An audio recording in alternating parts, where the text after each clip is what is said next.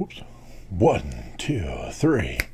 Hello, and welcome to this episode of Bustin' or Wax. That's right, we're going to rip open some baseball cards and share them with you. And today's going to be a little different in that today we're looking at a pack of cards that's actually a set of cards that is very bizarrely one of the most difficult sets for collectors to obtain for whatever crazy reason.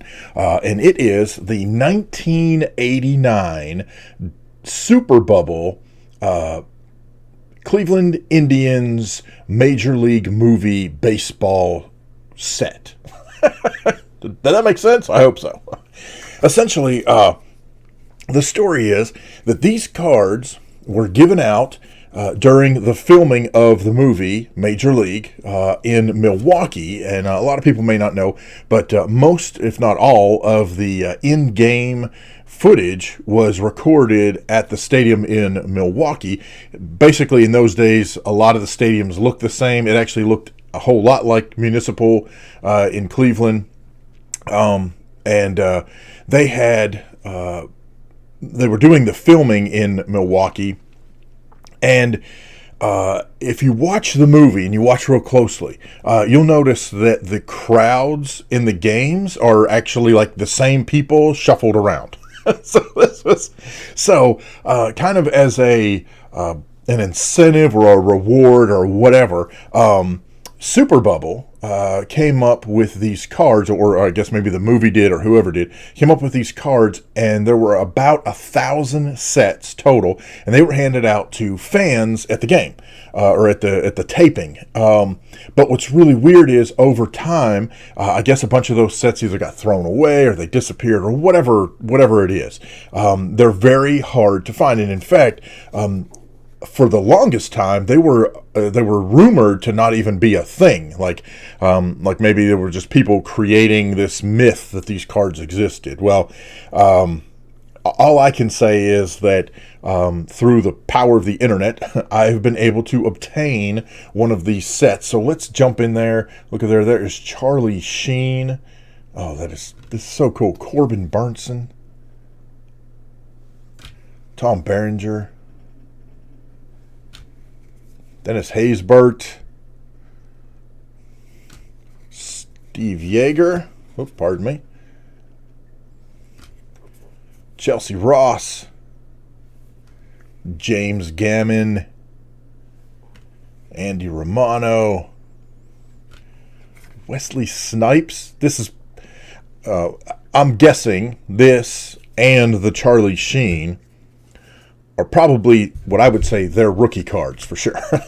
And then here's one with Charlie Sheen, Dennis Haysbert, Tom Berenger, and Wesley Snipes all together on a card. And then they have a card with the coaches, Andy Romano, James Gannon, and Steve Yeager. Well, flew right out of my hand. And so there you go. Just for a comparison, let me grab a standard-sized baseball card. And I want to show you what's interesting about these Super Bubble cards is that they are the same height as a regular card, but you'll notice that the Super Bubble cards are a hair wider than a standard baseball card. So not quite sure why. As for the backs of the cards, they're just blank backs. There's no other information on them. Pretty decent card stock, especially for that time. I would say they're kind of reminiscent of maybe Upper Deck versions, Upper Deck cards of that same time period, 89, 90, somewhere in there. But man, awesome stuff, and I'm so glad to be able to add these cards to my Indians collection. And it's really funny. I was talking to my wife about it, and how excited I was that I was able to get one of these because they are very hard to come by, at least in general collecting lore. And she said, "I can't believe you're so excited about Indians cards that don't actually feature Indians," because they're actors, right? But it's the premise of it, the fact that it exists. It is so freaking awesome, and it's very, very cool. So, anyhow, I wanted to share that with you. I did want to mention that in 2014.